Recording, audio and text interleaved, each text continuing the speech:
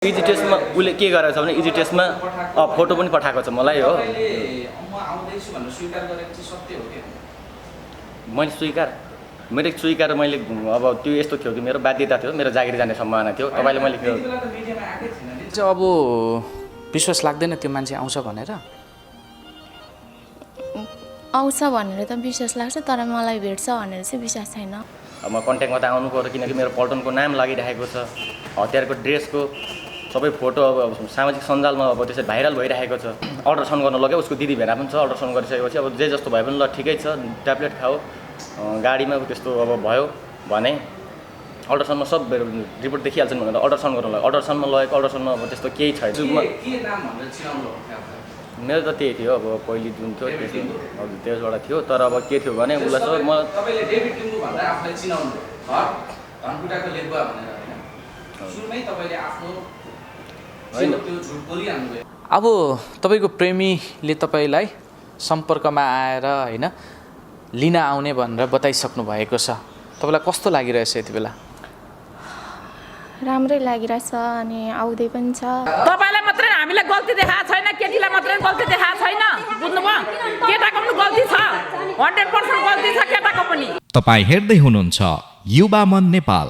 दर्शकबिन स्वागत छ, तपाईँ यति बेला युवा मन नेपाल हेर्दै हुनुहुन्छ। म छु कार्यक्रम प्रस्तोता किशोर श्रेष्ठ। दर्शकबिन आजभन्दा 2 हप्ता अगाडि हामीले झापा दमक निवासी एकजना चेलीको समस्या तपाईँहरूमाझ राखेका थियौँ। धनकुटाको लेगुवा घर बताउने भारतीय सेनामा कार्यरत डेभिड लिम्बूसँग विगत 3 वर्षदेखि प्रेम सम्बन्धमा रहेको र शारीरिक सम्पर्क पछाडि डेभिड लिम्बू सम्पर्कविहीन भएको भन्दै उनी हामीलाई भेट्न आएकी थिइन्। विशेष गरेर आफ्नो गर्भमा 2 महिनाको बच्चा रहेको र आफूले सो कुरा बताउँदाखेरि डेभिड लिम्बू सम्पर्कविहीन भएको भन्दै उनी हामीलाई भेट्न आएका थिइन्। उनले हामीलाई बताइसके पछाडि स्थानीय महिला अधिकार कर्मीसँग हामीले उनलाई भेटाएका थियौँ। उनले यही कुरा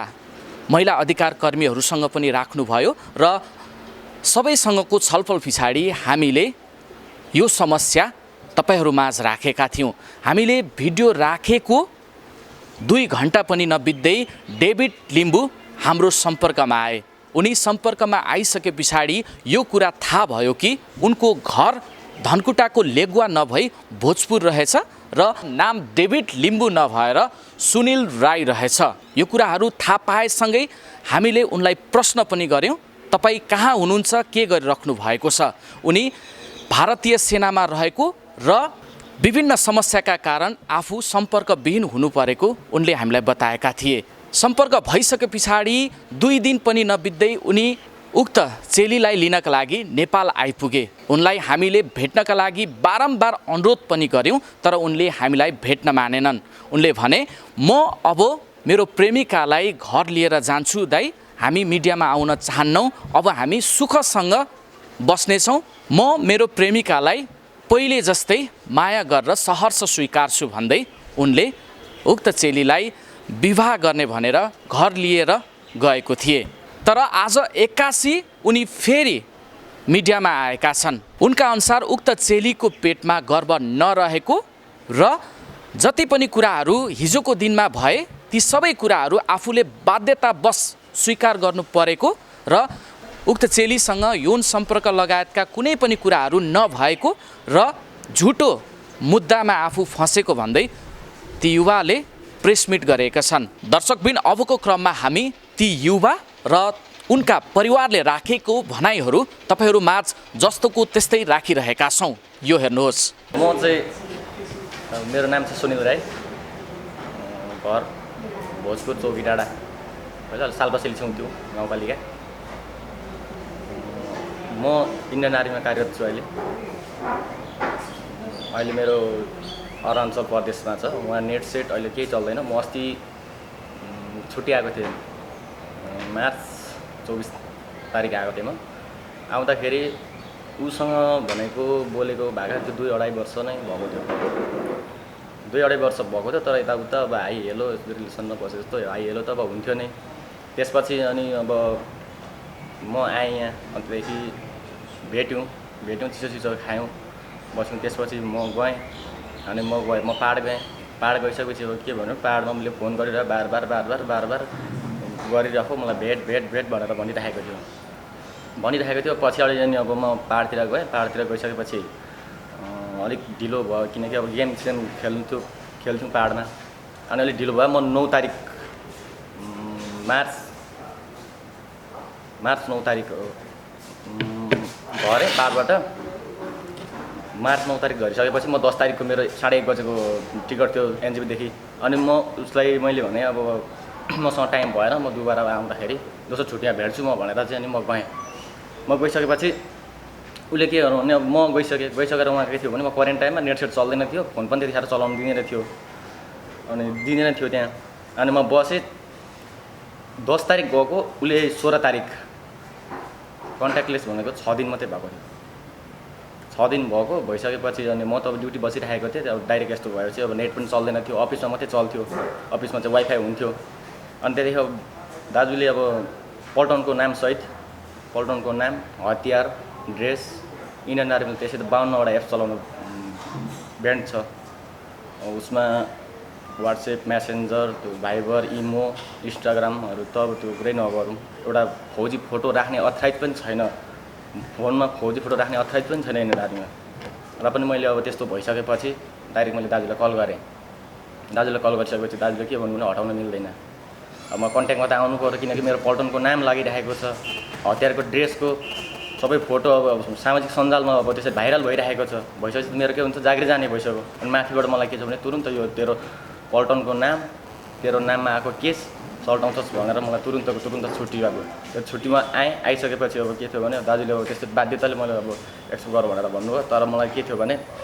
म त्यति साह्रो अब म अब यहाँ आइसकेपछि अल्ट्रासाउन्ड केटीलाई मैले गराउने भने अब त्यस्तै छ भने उसले के भन्नु डाइरेक्ट दबाई खान्छु भनेर भन्नु उसले डाइरेक्ट दबाई किन खाने अल्ट्रासाउन्ड गरौँ त भन्दाखेरि उसले मानेन अल्ट्रासाउन्ड गरेर नमानेपछि अनि मैले पक्राएर लगेँ उसमा उसले पहिले के भन्यो भने मैले पुलिसलाई पक्राएर लिएर गएँ गइसकेपछि उसले के भन्यो भने जाँदै पुलिसले पक्रेर लाँदा उसले के भन्यो भने अब उसको साथी प्रेग्नेन्ट थियो अरे प्रेग्नेन्ट हुँदाखेरि मैले 4वटा ट्याब्लेट खाएँ भनेर भन्यो उसले 4वटा ट्याब्लेट खाएँ भन्यो अन्त त्यो पुलिस चौकीभित्र गइसकेपछि फेरि इन्क्वायरी चल्दाखेरि के भन्यो उसले दमकदेखि के अरे इलाम जाँदाखेरि गाडीमै अब त्यस्तो भयो भनौँ त्यस्तो भन्यो त्यसपछि अनि अल्ट्रासाउन्ड गर्न लग्यो उसको दिदी भेडा पनि छ अल्ट्रासाउन्ड गरिसकेपछि अब जे जस्तो भए पनि ल ठिकै छ ट्याब्लेट खाऊ गाडीमा त्यस्तो अब भयो भने अल्ट्रासाउन्डमा सब रिपोर्ट देखिहाल्छन् भनेर अल्ट्रासाउन्ड गर्न लाग्यो अल्ट्रासाउन्डमा लगेको अल्ट्रासाउन्डमा अब त्यस्तो केही छैन उसले न त ट्याब्लेट खाएछ न केही खाएछ अनि लास्टमा अनि अहिले आएर लास्टमा उसले भन्छ कि मेरो पेटमा बच्चा छैन म जान्छु घर फर्केर तँ तेरो घर जा पहिले भन्थ्यो ल त्यसो हो भने मैले भने तेरो पनि आफन्तले मेरो पनि आफन्तले भोलि गएर यस्तो खालको कागज बनाऊ कि तैँले गएर नराम्रो काम गर्दाखेरि मलाई पनि नराम्रो होस् मैले नराम्रो काम गर्दाखेरि भोलि तँलाई पनि केही त्यस्तो असर नपरोस् सबैका गार्जेन बोलाउँ एउटा कागज बनाएर त्यसो गरौँ त भन्दाखेरि उसले लास्टमा मानेन किनकि म अब यसै बिग्रेको म त मर्छु म त मारिदिए म यसै लाउँछु तेरो जागिर खाइदिन्छु अब तँलाई फसाउँछु अनि लास्टमा आएर अहिले के भन्छ भने अब जिन्दगीभरि पुग्ने पैसा दे भन्छ घरि के भन्छ हजुर त्यहाँ त उसले अब भनेको थियो कि यस्तो हो अब उसले चाहिँ भनेको झुट रिपोर्ट निस्किसकेपछि अब उसले के भन्यो भने अब यस्तो हो भने अब मेरो पेटमा बच्चा छैन म जान्छु घर त जातिर घर भनेर भन्नु मलाई त्यति भनिसकेपछि मैले के भन्नु भने त्यति सजिलै अब उसले त्यत्रो मिडिया सामाजिक सञ्जालमा गएर उसले त्यस्तो गर्न सक्छन् भोलि उसले केही नराम्रो गर भने त मलाई नै फसाउँछ उसले त मेरो जागिर खाइदिन्छु तँलाई मलाई ढाँटेर उता इन्डिया गएपछि भने पनि तँलाई इन्डियाको एमबिसीमा गएर रिपोर्ट गरेर पनि तँलाई म यहाँ नेपाल लिएर आउँछु अनि गर्दो हेर्छु तेरो कसरी नोकरी गर्दो रहेछस् दुनियाँभरि धम्काउँछ फेक आइडी बनाएर मेरो नामको फेक आइडी बनाएर मलाई नै अब धम्काउने त्यसपछि अब उसको पहिलेको पुरानो नम्बर थियो त्यो नम्बरबाट अब दुनियाँभरको धम्की दिन्छ अब कुनै अर्को अन्जान व्यक्ति बनेर फेक आइडी पनि बनाएर त्यहाँखेरि ऊ आफै फेरि के गर्ने मेरो उसको रियल आइडीबाट मेरो फेक आइडी बोलाउने त्यहाँबाट फेरि अनि उही रिप्लाई दिने उही त्यसो गर्ने अनि त्यसपछि फेरि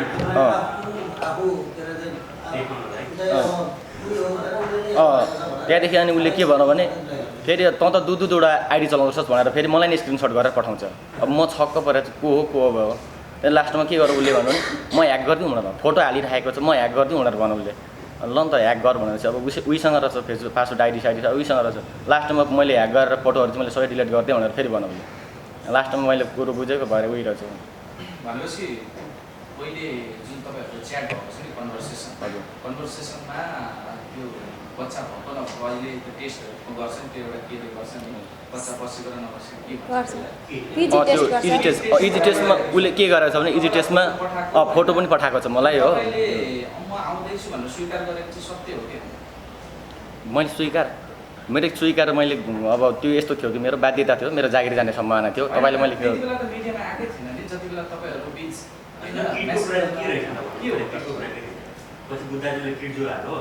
यो रहेछ उसले अब उसको साथी प्रेग्नेन्ट छु भनेर भन्दै थियो सायद उसले साथीको हाले जस्तो लाग्यो क्या मलाई साथीलाई गराउन लगाएर अनि मलाई हालिदिन्छु यो कुरा चाहिँ नि मैले बोलेँ ल किनभने म उहाँको भाउजू हो किनभने मैले त्यो बहिनीलाई राम्ररी सोधेँ होइन सोधिसकेपछि के हो बहिनी तपाईँ प्रेग्नेन्ट हो या होइन एकचोटि टेस्ट गरौँ मेडिकल रिपोर्टमा के आउँछ बच्चा पाहाडमा जाँदाखेरि खेर जान्छ कस्तो हुन्छ अवस्था कस्तो छ पहिला चेक गरौँ भने मैले होइन अनि उसले मलाई निकै आधी 1 घन्टासम्म मैले सोद्धा पनि उसले कुनै पनि रेस्पोन्स नै दिएन होइन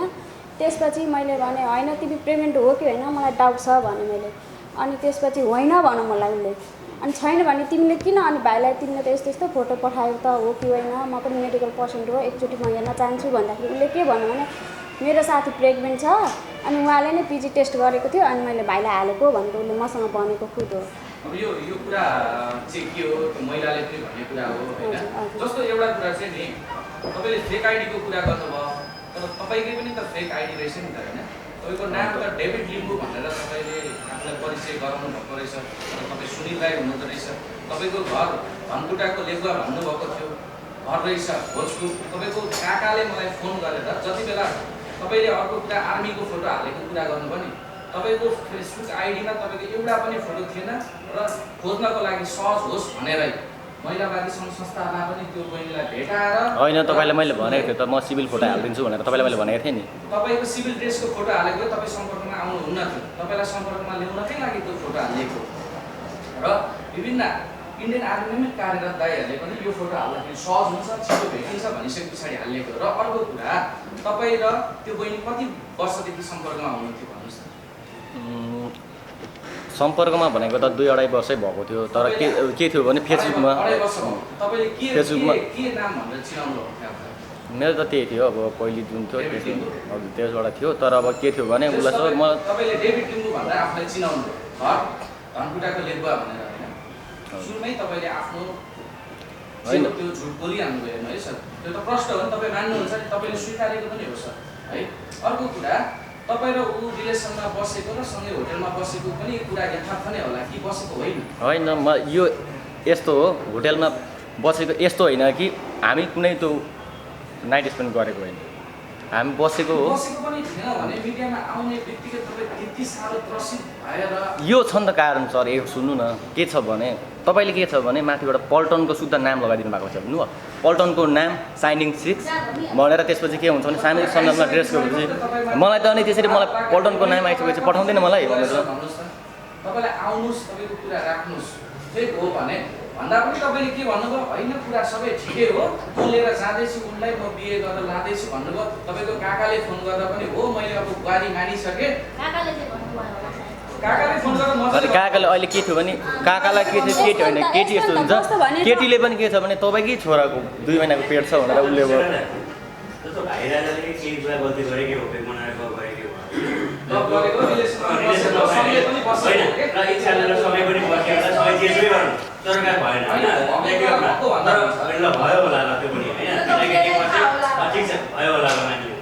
तर जस्तो अहिलेको इस्यु चाहिँ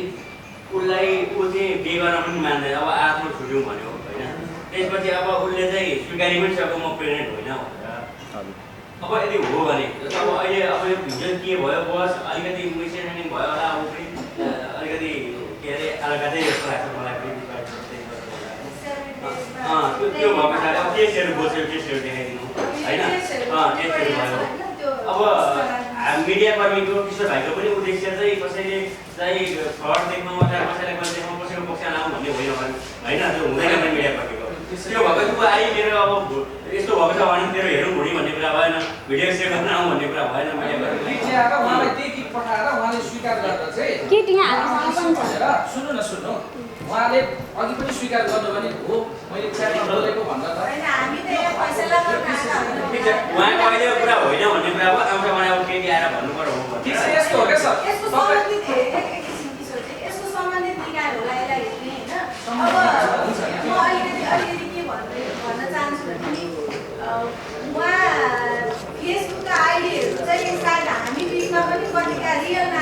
खिजाएर के हो र हामीलाई यही एउटा ज्वलन्त ठुलो प्रमाण के भयो भने उसलाई चाहिँ किट पठाएको छ प्रेग्नेन्ट छु भनेर, तर मेडिकल रिपोर्टमा प्रेग्नेन्ट भएको कुनै पनि डकुमेन्टले जस्टिफाई गर्दैन भनेपछि अब यसमा चाहिँ केटाकेटीमा को धेरै बढा भयो भन्ने कुरा हो क्या। यस्तो भन्छ, सुन्नुहोस् है, मलाई अहिले बुझिसक्यो तपाईँले मलाई फोन गर्नुभएको होइन, तपाईँले गर्नुपर्छ सम्भवतः। एउटा कुरा के हुन्छ भने जस्तो मलाई लागेको है केटी पनि गलतै हो, केटी पनि गलतै हो। कुन हिसाबमा भने प्रेग्नेन्ट नभइकन म प्रेग्नेन्ट हो भनेर भनी केटी गलत हो। तर भाइको गल्ती कहाँनिर छ भने भाइले यो कुरा अहिले होइन भने पनि भाइले स्वीकारिसकेको र बारम्बार छातीमा हात राखेर बोल्नुपर्छ, सत्य कुरा बोल्नुपर्छ। भाइ र बहिनी 3 वर्ष रिलेसनमा पनि बसे, भाइले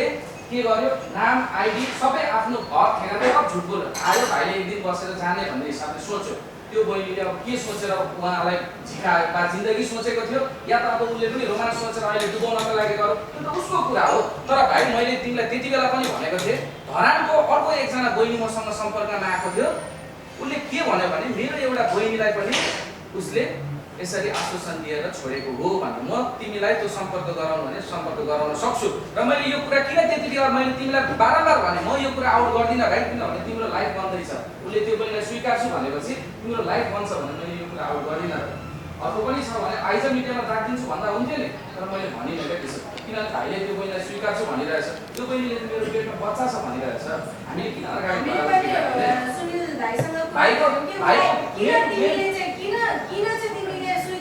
तिम्रो बच्चा थिएन भनेर हामीले पनि सोद्धा उसले के भन्छ भने पर्यटनको क्याप्टेनले चाहिँ लगेर यो के हो यो अहिले कहिले हटाउन लगा भनेर मेरो अगाडि फोन गर भनेपछि म दबाबमा परिसकेपछि जे हुन्छ म गएर जस्टिफाई गरौँला। तर अहिले तत्कालका लागि चाहिँ म पत्रकारलाई फोन गरेर मेरो म आउँछु दाइ हटाइदिनुहोस् भनेर मैले किशोर दाइलाई भनेकै हो। त्यो त यहाँ दाइहरू पनि सबैजना हुनुहुन्छ होइन,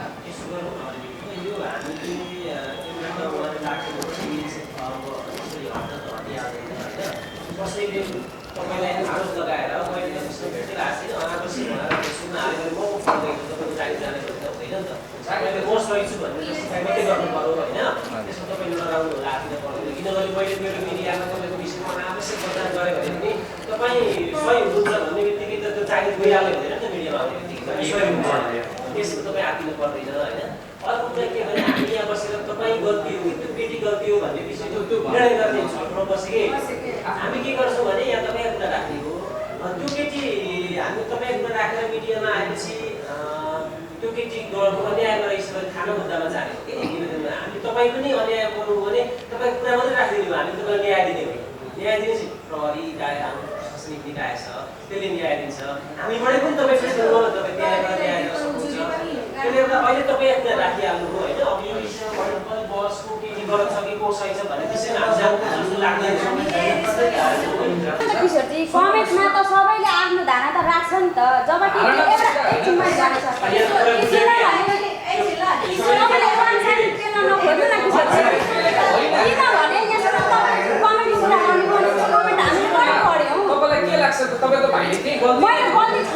गल्ती छ, दुईतर्फीबाटै गल्ती छ, उसबाट पनि गल्ती छ उसबाट पनि गल्ती, दुईतर्फीबाटै गल्ती छ।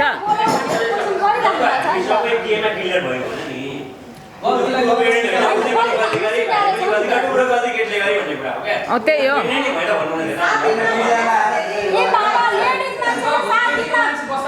हामी मिडिया कर्मीले पनि भन्न सक्नुहुन्छ केटीले ठुलो गल्ती गरे कि केटाले गरे भन्दाखेरि कसरी केटीले ठुलो गल्ती हुन्छ? नाममा ठेगाना कसैले झुट बोलेर होइन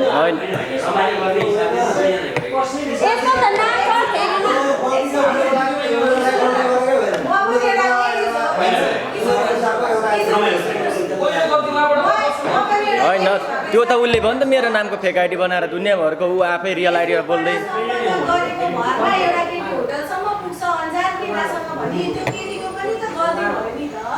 त्यसरी हामीले बुझ्ने कि नबुझ्ने अनि कुन चाहिँ केटीलाई थाहा हुन्छ कि 7 दिनमा म प्रेग्नेन्ट छु भनेर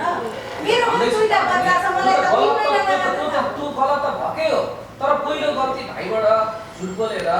सँगै बसेको त हो नि त किशोरजी तपाईले केटाको गल्ती डेबिट लिनु भनेर उहाँले त आइडी बनाएको हो उहाँले त गल्ती स्वीकारिसक्नु हो तर केटीले पनि त उहाँको नामको अब फेक आइडी बनाएको छ नि त उहाँले इलाका प्रहरी दमकमा लिएर गएको अब म लिएर जाँदैछु बहिनीलाई अब हामी बिच मिल्यौँ भनेर भने हो होइन अब त्यो त यस्तो हो नि त भएपछि तपाईँ किन त्यसरी लानको लागि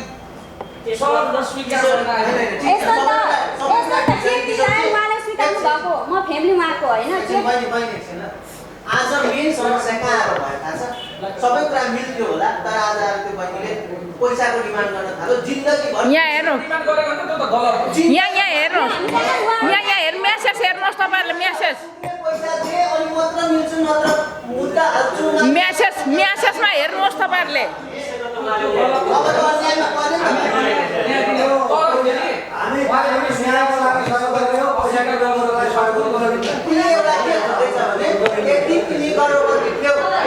सम्बन्ध भयो 80 करोडको थियो तिमी अन्यायमा छौ तिमीलाई मैले बिहे गर्नुपर्छ भने मलाई त्यो प्रमाण सुमता देऊ म तिमीलाई बिहे गर्छु भनेको छ ल एउटा एकछिनको लागि तपाईँ हाम्रो दिदी बहिनी माथि यही घटना घट्यो हाम्रो बहिनी प्रेग्नेन्ट छैन अब तपाईँ कुराहरू बाहिर आए सबै कुराहरू भए अब तपाईँ आफ्नो दिदी बहिनीलाई प्रेग्नेन्ट छैन सन्तोषसँग नजा भन्ने कि के गर्ने त ल भन्नु उसो परिवार आउनु पर्यो नि त म मेरो छातीमा हात राखेर भन्छु म मेरो दिदी बहिनीलाई त्यो संस्कारै दिन तर आज त्यो बहिनीले जुन मलाई जिन्दगीभर पुग्ने पैसा दिए नत्र गल्ती छ सुन्नुहोस् हामीले गलत गर्यौँ नि हाम्रो लागि कारबाही गर्ने संस्था छ यहाँ सुन्नुहोस् गल्ती भन्ने सबैको छ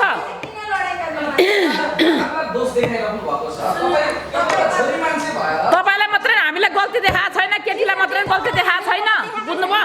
केटाको पनि गल्ती छ 100% गल्ती छ केटाको पनि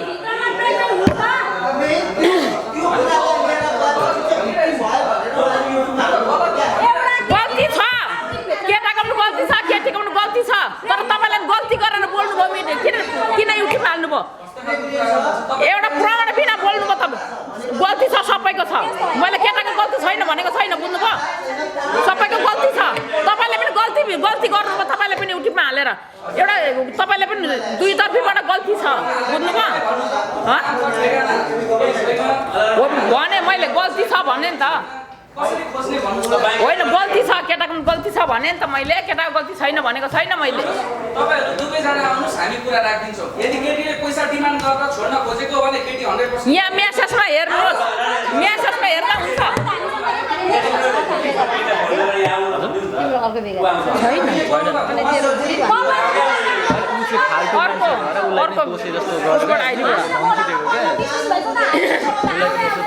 दर्शकबिन यो कुराकानी हेरिसके पछाडि तपाईको मनमा के लाग्यो के हामीले ती चेली जसरी हामी माझ समस्या पोख्न आउनुभयो र ती युवासँगको जुन कुराकानीको आधारमा हामीले उनको समस्या राखेका थियौँ आज उनी प्रेग्नेन्ट नभएको कुरा पुष्टि पनि भइसकेको छ तर एउटा कुरा भने के सत्य हो भने ती युवा जसले ती युवतीलाई नाम थर ठेगाना सबै झुटो बोलेर प्रेम सम्बन्धमा रहेको भनेर यौन सम्पर्क राखेका थिए यो कुरा भने जहाँसम्म सत्य नै हो यदि सत्य थिएन भने ती युवा रातारात किन आए किन आफ्ना कुराहरू हामीलाई खुलेर राखेनन् र जति बेला ती युवतीको झुट पत्ता लाग्यो तब उनले किन आज आएर यो कुराहरू भनिरहेको छन् र जसरी अहिले केटाको परिवारले केटीले ब्ल्याकमेल गरिरहेको र मोटो रकम मागिरहेको आरोप छ यो विषयमा तपाईहरुको भनाइ के छ पक्कै पनि हामीले भन्नु पर्दाखेरि सम्बन्धित निकायले यसलाई नजिकबाट निहाल्नुपर्छ र जसलाई दोषी ठहर्याउँछ ती व्यक्तिलाई हदैसम्मको कारबाही हुनुपर्छ भन्दै म कार्यक्रम प्रस्तोता किशोर श्रेष्ठ पनि बिदा लिन चाहन्छु। हस्त नमस्कार।